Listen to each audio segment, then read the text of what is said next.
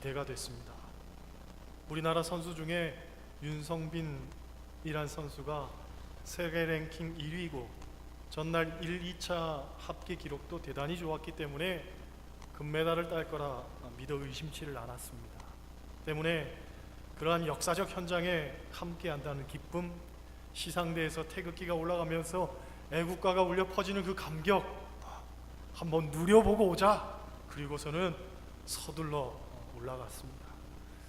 그런데 경기장까지 가는 게 이게 쉽지 않았습니다. 차를 타고 평창 시내에 있는 주차장까지 가서 거기서 버스를 환승을 해야 됩니다. 버스에서 내려서 도보로 경기장까지 또 상당한 거리를 걸어가야 되는데 입장을 위해서는 보안 검색대를 통과를 해야 됩니다. 그런데 그걸 기다리는 사람들의 줄이 굉장히 길었습니다. 아들은 계속 보채고 투덜대고, 그런데 줄은 줄어들 생각을 안 합니다. 한참 어쨌든 기다려서 경기장에 들어섰는데 거기서 또 몇백 미터를 걸어 올라가야 된다는 겁니다. 여기까지 왔으니까 그 정도 못하겠나 싶어서 열심히 땀을 뻘뻘 흘리면서 올라갔습니다. 가장 잘 보인다는 명당 코스가 있더라고요. 그 중에서도 제일 앞자리 제가 서가지고 아들하고 기다렸습니다. 여기서 보면 굉장히 환상적인 장면을 볼 수 있을 거야. 그리고선 아들하고 서 있었죠. 드디어 경기가 시작이 됩니다. 첫 번째 선수가 내려옵니다. 얼만큼 내려왔는지는 안 보입니다. 기다리고 또 기다립니다. 어느 순간 그 선수가 우리 앞을 지나갑니다. 봤냐? 그랬더니 못 봤다는 거예요. 분명히 지나갔는데, 아니 왜 그걸 못 봤어? 지나갔는데. 그랬더니 못 봤다는 거예요. 조금만 기다려, 두 번째 선수가 지나갈 거야. 또 한참을 기다렸더니 드디어 두 번째 선수가 지나갑니다. 샥! 분명히 사람이 지나간 건 알겠는데 어떻게 생겼는지는 잘 모르겠습니다. 솔직히 얼마나 허무하든지 말이죠. 야, 더 잘 보이는 곳으로 가자. 그리고서는 돌아다니는데 사람은 인산이 되고 보이는 건 죄다 샥! 그것뿐이에요. 그렇게 되니까 무슨 생각이 드냐면, 스켈레톤 입장권이 좌석은 1000장이 팔렸고 입석은 10,000장이 팔렸다고 합니다. 그러니까 11,000명이 거기 모여 있는데 이 경기가 다 끝나고 난 다음에 버스를 타고 가기 위해서는 11,000명을 어쨌든 이기고, 윤성빈 선수처럼 이기고 가야 될 것 아닙니까? 그 생각을 하니까 야, 이거 버스에서 기다리는 게 장난이 아닌 거예요. 결국은 샥샥샥 요거 한 다 대여섯 번 보다가 가자. 그리고서는요 아들하고 내려왔습니다. 역시 스켈레톤은 집에서 TV로 보는 게 제일 환상적인 일입니다. 할렐루야. 오늘 본문은 사도 바울이 우리의 인생을 운동 경기에 비유해서 우리에게 가르쳐주고 있는 말씀입니다. 바울은 이 본문을 기록할 당시에 운동 경기는요 그곳에도 아주 대단했습니다. 기록에 의하면 바울이 살던 당시 고린도에서는 2년마다 지금의 올림픽 게임과 같은 경기가 열렸다고 합니다. 때문에 1896년에 있었던 제1회 올림픽이 이 고린도에 있는 경기장에서 개최가 되었습니다. 25절 말씀 한번 보겠습니다. 25절 같이 읽습니다. 이기기를 다투는 자마다 모든 일에 절제하나니 그들은 썩을 승리자의 관을 얻고자 하되 우리는 썩지 아니할 것을 얻고자 하노라. 할렐루야. 여러분, 인생에서 승리하기 위해서는 먼저 무엇을 해야 됩니까? 절제해야 됩니다. 내가 하고 싶다고 다 하고 하기 싫다고 외면하고 피하기만 해서는 승리할 수가 없습니다. 윤성빈 선수가 스켈레톤을 처음 탈 때에는 몸집이 굉장히 왜소했다고 합니다. 그런데 스켈레톤은 체중이 무거운 선수가 가속력도 많이 받기 때문에 하루 8끼씩 먹었다고 합니다. 하지만 단순히 체중만 늘리면 안 됩니다. 체중이 느는 동시에 근력과 지구력, 순발력도 향상이 돼야 되기 때문에 우리가 보통 대하는 음식을 먹으면 안 됩니다. 닭가슴살이나 당분이 없는 떡 같은 것, 그런 것을 8끼를 계속해서 먹었다고 합니다. 여러분 생각해 보세요. 우리가 치킨 한 마리를 사서 나눠 먹을 때에도 먼저 닭다리나 닭 날개에 손이 가지 가슴살부터 집어먹는 사람 없습니다. 그치요?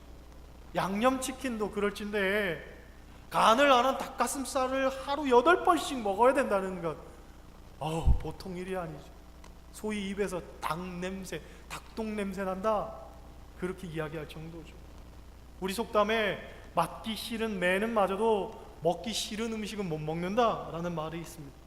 운동선수에게 있어서 가장 힘든 것이 있다면 먹는 문제, 체중 관리, 그겁니다. 신문에 그런 기사가 있었습니다. 어떤 권투 선수가 챔피언이 되고 난 다음에 인터뷰를 했습니다. 권투 선수에게 가장 중요한 게 뭡니까? 하고 기자가 물었더니, 사실 기자는 강한 주먹이나 날림, 발놀림, 그런 것을 생각을 했는데, 이 선수가 하는 얘기가 체중 감량이라는 거예요. 체중 감량. 그 어떤 훈련보다도 고되고 어려우면서도 중요한 것이 체중 감량이라는 거예요. 이 감량에 성공하느냐 성공하지 못하느냐가 정말 운동선수에게는 굉장히 중요한 그런 요인이 된다는 거죠. 곧 절제하고 인내하고 참아내는 것, 이게 챔피언이 되는 가장 중요한 첫걸음이라는 거예요. 사도 바울은 바로 이것을 연상하면서 세상의 썩을 면류관을 위해서도 이렇게 절제하며 사는데, 사람들이 하물며 영적인 싸움, 신앙의 승리를 거두기 위해서 하나님 앞에서 다름질하는 경주자와 같이 사는 우리가 절제하지 않고 산다는 것은 말이 안 된다는 거죠. 여러분, 우리가 절제하며 살아야 될 줄로 믿습니다. 성경을 보면 우리가 절제해야 될 것들에 대해서 몇 가지를 권면을 합니다.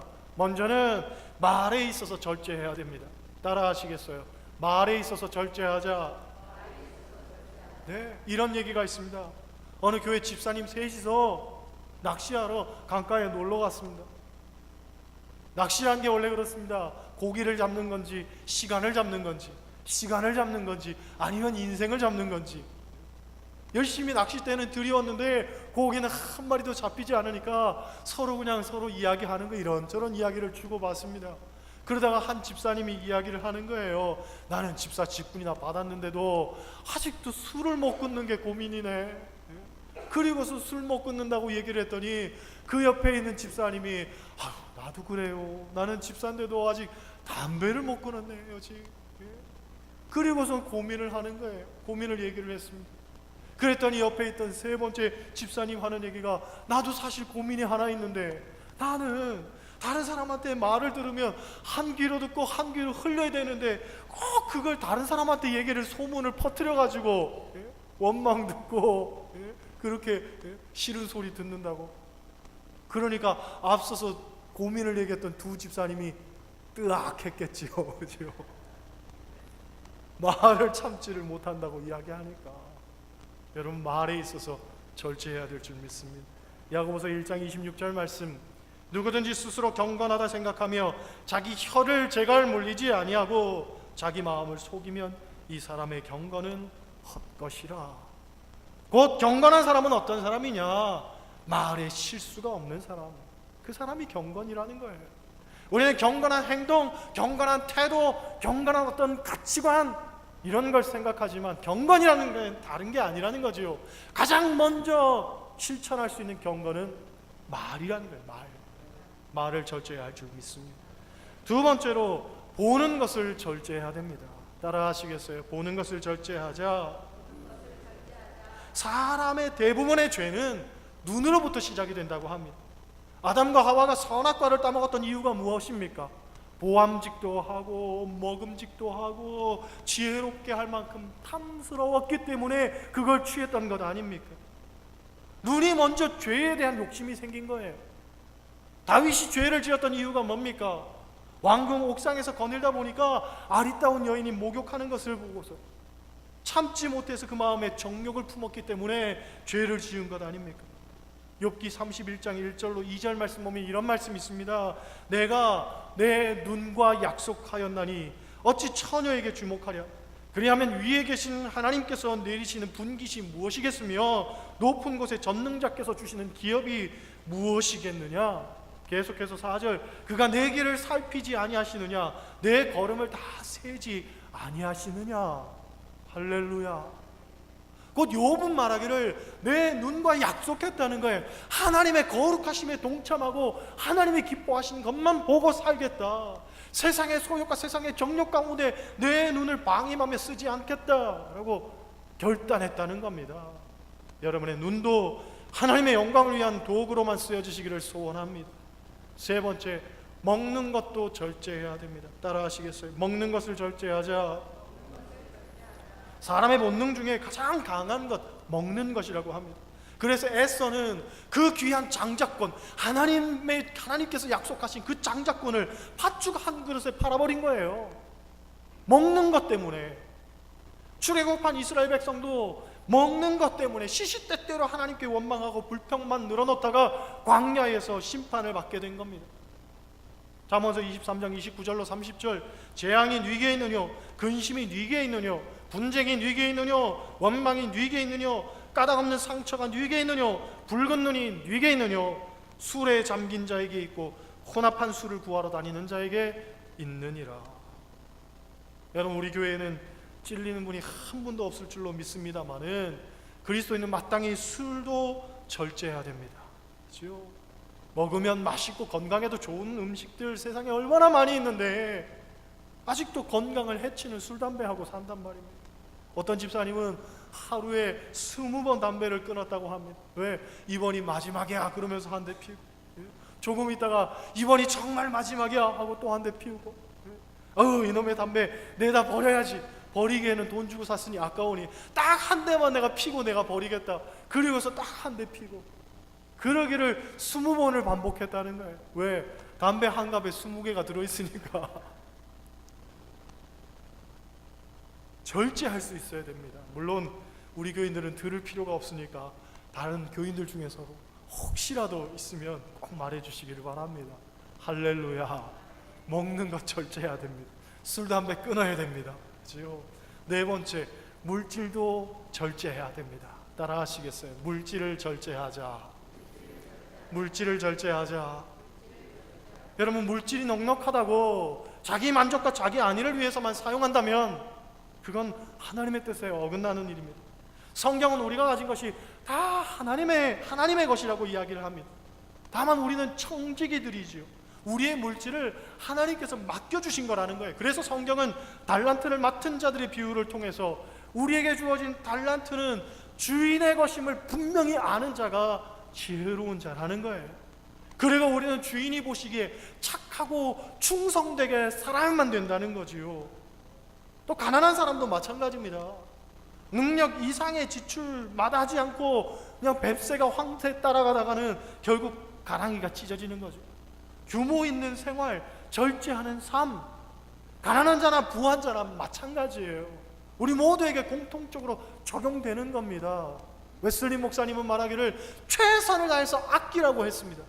그리고 그 아낀 것을 가지고 남에게 나누라고 이야기했습니다. 우리의 물질은 마땅히 나누기 위한 것이 되어야 할 줄 믿습니다. 그런 면에서 절제해야 되는 거죠. 마지막으로 감정을 절제해야 됩니다. 따라하시겠어요? 감정을 절제하자. 나의 혈기, 미움, 시기, 질투, 분노, 원망 등등 이런 감정들을 잘 절제하고 제어할 줄 알아야 됩니다. 잠언서 16장 32절 말씀, 우리가 잘 아는 말씀입니다. 노하기를 더디하는 자는 용사보다 낫고 자기의 마음을 다스리는 자는 성을 빼앗는 자보다 나으니라. 할렐루야.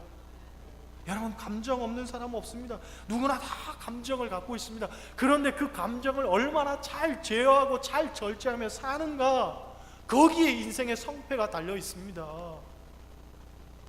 감정도 잘 절제하여 승리하는 여러분 되시기를 소원합니다.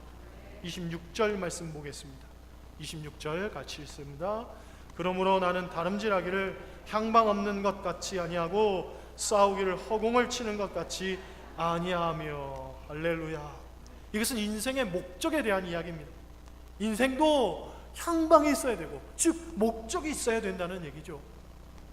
미국 프로야구 역사에서 웃지 못할 해프닝이 있었습니다. 한 선수가 투수가 던진 공을 땅 하고 쳤는데 홈런이 됐습니다. 홈런이 됐어요. 얼마나 기뻤던지 이 선수가 홈런을 치고 난 다음에 어디부터 돌았냐면 3루부터 돌았습니다. 결국 어떻게 됐을까요? 홈런을 치고도 아웃이 되는 거예요. 거꾸로 돌았기 때문에. 여러분, 인생도 마찬가지입니다. 방향을 상실한 사람들이 너무나 많습니다. 열심히는 사는데, 나름대로 최선을 다하면서 사는데 목적이 없는 거예요. 목적이. 학생들 가운데서도 정체성의 위기 때문에 고민하다가 생애 목적에 대한 위기 앞에 놓이게 되는 그런 사람들 참 많습니다. 쉽게 말하면 공부를 하긴 합니다. 열심히 합니다. 최선을 다해서 합니다. 밤을 새며 합니다. 잠을 안 자고 합니다. 그런데 왜 해야 되는지를 모르는 거예요. 어느 날 갑자기 공부를 왜 해야 되는가 하고 생각을 해보니까 잘 모르겠는 거예요. 거기서부터 인생은 왜 사는가 생각을 하다가 삶의 목적을 상실하고 자기의 삶을 내던지는 학생들 참 많단 말이죠. 그런데 학생들만 그런가? 아닙니다. 직장 다니는 사람들도, 장사하는 사람들도, 열심히 경영하는 사람들도 마찬가지입니다. 밤낮 가리지 않고 뼈 빠지게 일을 하는데 무엇 때문에, 그리고 무엇을 위해서? 그 질문 앞에 제대로 된 답을 내려놓지 못한다면 그것이 인생에 대한 어떤 허무와 좌절과 절망으로 연결되는 걸 우리가 자주 보게 되잖아요. 어거스틴 같은 위대한 교부도 젊었을 때에는 목적을 잘못 설정했습니다. 표대를 잘못 찾았습니다. 세상의 지식에서 찾으려고 했었고 철학에서 찾으려고 애를 썼습니다. 또 세상의 향락에서 인생의 목적을 찾으려고 했습니다. 아주 허랑방탕하게 살았습니다. 그러나 다 실망하게 되죠. 나이 30이 지나서 자기 인생을 되돌아보니까 허무함 그 자체더라는 거예요. 그럼 나는 무엇을 위해서 살아야 되는가? 내 인생은 어디로 가는 것인가? 그 질문을 갖고 살다가 성경에서 그 해답을 찾습니다. 오직 예수에 우리의 인생의 목적이 있고 저 하나님 나라에 우리의 삶의 향방이 있더라는 거죠. 그걸 깨닫고 난 다음부터 오직 그 길을 정진하게 됩니다. 여러분, 우리도 무엇을 위해서 살아가는가 하는 이 질문에 당당하게 답변할 수 있어야 됩니다. 그렇지 않으면 우리의 인생이 허무로 귀결이 됩니다. 헛헛함 밖에는 남는 게 없는 거예요. 27절 말씀 보세요. 27절 같이 읽습니다. 내가 내 몸을 쳐 복종하게 함은 내가 남에게 전파한 후에 자신이 도리어 버림을 당할까 두려워함이로다. 할렐루야. 이 말씀은 바울의 개인적인 진실한 고백인 동시에 많은 어떤 신학적 논쟁을 불러일으킨 구절입니다. 바울이 말하는 싸움의 대상은 누구냐면 나라는 거죠. 나. 우리의 싸움의 적은 밖에 있는 것이 아니라 내 안에 있다는 거예요. 내 안에. 어느 목사님이 쓴 글을 보니까 어떤 사람은 집에서는 늘 아내와 싸우고 회사에서는 동료 직원과 싸우고 교회에 와서는 교인들과 싸우고 때로는 교회에서 잠과 싸우고 그러다가 인생이 소진되더라는 거예요. 그냥 싸우다가 가는 게 인생이더라는 거죠. 왜 그렇게 삽니까? 우리가 그렇게 살아서는 안 됩니다. 내 안의 문제인 거예요. 내 안의 문제. 적은 다른 데 있는 게 아니에요. 나와 싸우는 거예요. 절제하고 인내하고 참아내고 하나님 바라보면서 때로는 내가 용서할 수 있고 손 내밀 수 있고 양보할 수 있고 헌신하고 희생할 수 있는 것, 내 안의 문제란 말이죠. 이건 환경의 문제도 아니고 체제의 문제도 아니고 사람의 문제도 아니에요. 내 마음의 문제죠. 바울이 살던 시대의 집권자는 네로였습니다. 그는 호화로운 왕궁에서 살았고 많은 노예를 두고 많은 권세를 갖고 그렇게 살았습니다. 하지만 그는 늘 사람을 적으로 알았기 때문에 수없이 사람을 죽였습니다. 많은 사람을. 왜? 사람을 믿을 수가 없으니까.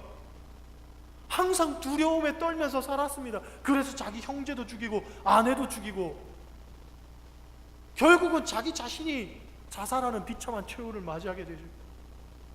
반면에 바울은 사람을 적으로 생각하지 않았습니다.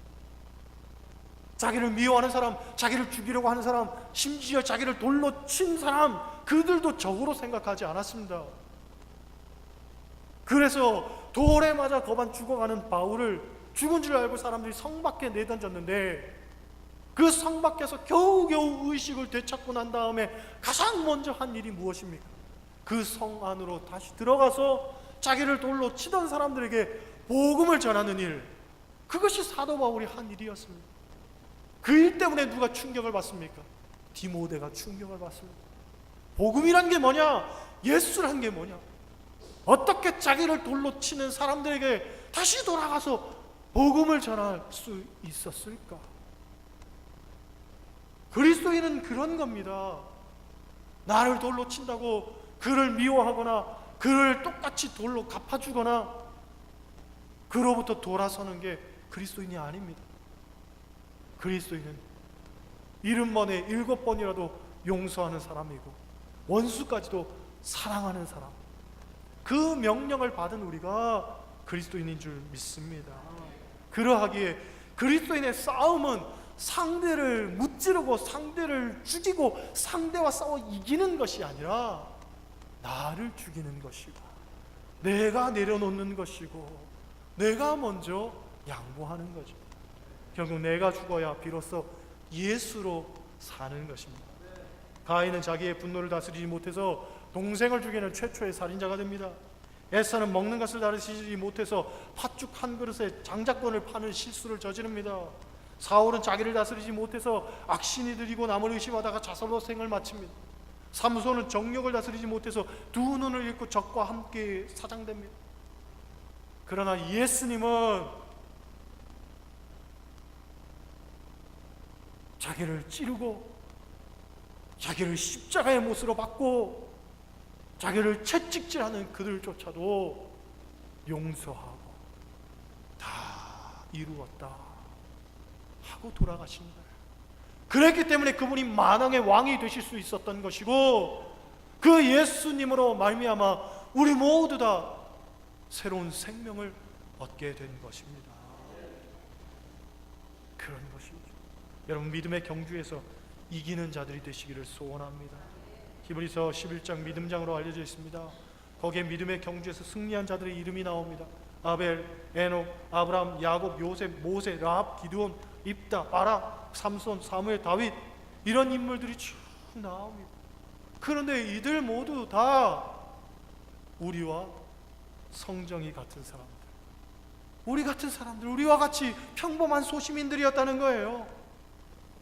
세상의 역사책에는 정말 천부적인 어떤 재능을 가진 사람들, 특별한 인물들의 이름들이 나오죠. 그러나 성경의 이름들은 평범한 이름들, 우리 주변에서 볼 수 있는 사람들, 때로는 두려워했고 때로는 절망했고 때로는 욕심도 있었고 때로는 정욕 가운데 휘둘리고 했었고 때로는 실패하고 넘어지기도 했었고 때로는 주님을 부인하고 주님을 저주하기도 했었고 때로는 도망치기도 했었고 물에 빠지기도 했었고 홀딱 벗고 야반도주하기도 했었고. 그런데 그런 사람들을 데려다가 하나님은 큰 인물로 사용하시잖아요. 마찬가지입니다. 우리도 얼마든지 하나님 손에 붙여질 수 있고 얼마든지 하나님께 쓰임받을 수 있습니다. 성경의 마지막 책은 요한계시록입니다. 그리고 요한계시록 마지막 장은 22장입니다. 22장 12절 말씀, 보라 내가 속히 오리니 내가 줄 상이 내게 있어 각 사람에게 그의 일한 대로 갚아주리라. 그 성경은 인생의 경주에서 승리한 사람들에 대한 상급을 약속하는 것으로 끝이 납니다. 우리의 인생의 경주 그 끝에는 반드시 약속한 상급이 있습니다. 금메달 딴 선수들 한결같이 해보는 것이 뭡니까? 목에 금메달 걸고 그 금메달을 쥐고 하고 깨물어 보잖아요.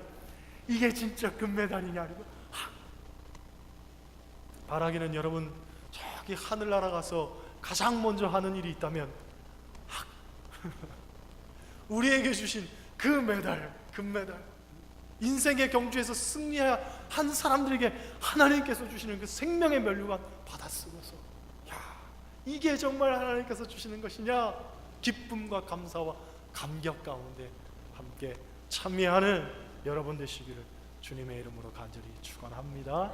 기도하시겠어요?